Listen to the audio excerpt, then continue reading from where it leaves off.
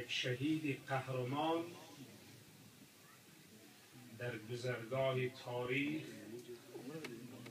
و در قلمرو عدالت می سوزد ولی شما را می سازد.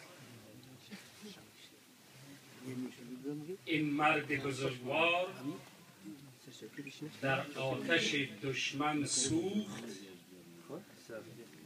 در توطئه دشمن جان داد و گلستان خداوند وصل شد، ولی شما قوم را ساخت و بیدار کرد. آن که می سوزد به حق می سوزد، دیگران را می سازد. اگر او وابسته به دنیا بیشتر می بود، به فکر اندوختن سرمایه می بود، داشتن جاه و مقام می بود، اکاونت نمبر می داشت و حساب بانک‌های خارجی،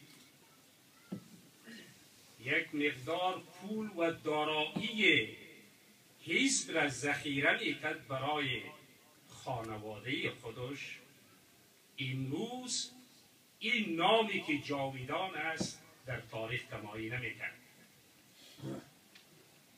چیزی که نام او را در دلهای شما ماندگار ساخته، پاک دامنی، تقوا و دفاع صادقانه از حق مظلومان بود که در تاریخ نامش جاویدان باقی ماند.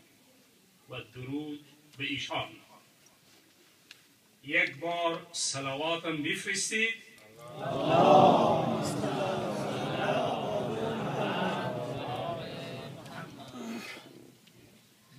امروز از آدرس قوم یک تعداد از سیاستمداران ما بهره‌کشی سیاسی میکنند. اگر به قدرت رسیدن قوم فراموش میکنند. بسیار با مشکل آدم میتونه که از اونا وقت بگیره، وقت ملاقات، اما در محرومیت که واقع شدن به دنبال قوم میرن. نه، مزاری این چنین نبود. در محرومیت، در داشتن و نداشتن قوم هزاره فکر میکرد و توجهش بود که این قوم از خاک بلند بکنه، به عنوان شهروند قانونی مشروع و دارای حقوق در این خاک زیست بکنه. ما اینجا دیدم که عنوان بحران زدایی است. ما کوتاه یک وزرا بالای این بحث تماس میگیریم چون وقت محدود است.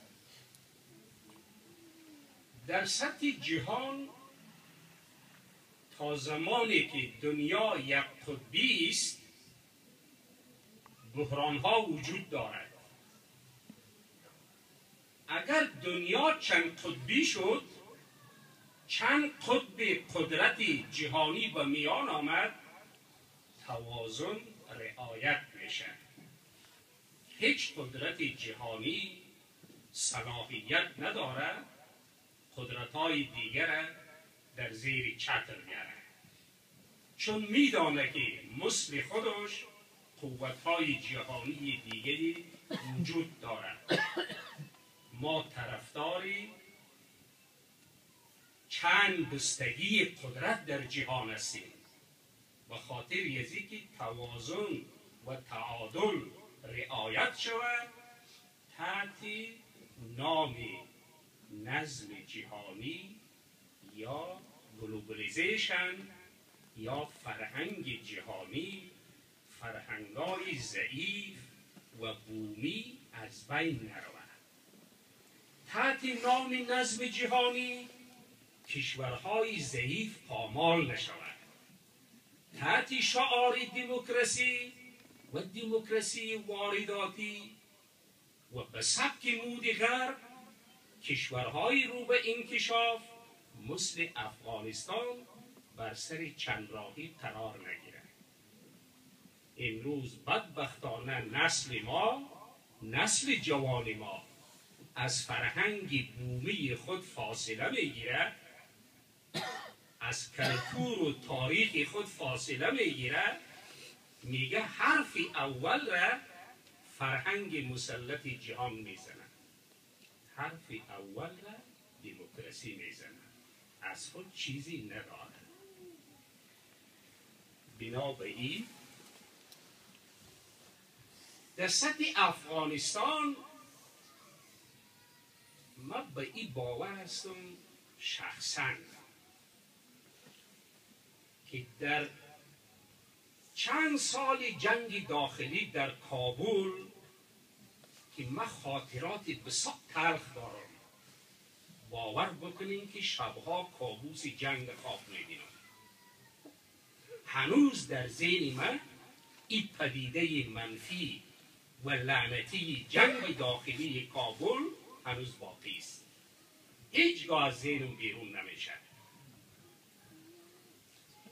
اینانی به این تصور هستند که در معرکه نظامی اقوام یکدیگر را حذف کرده نتوانست، یکدیگر را نابود کرده نتوانست.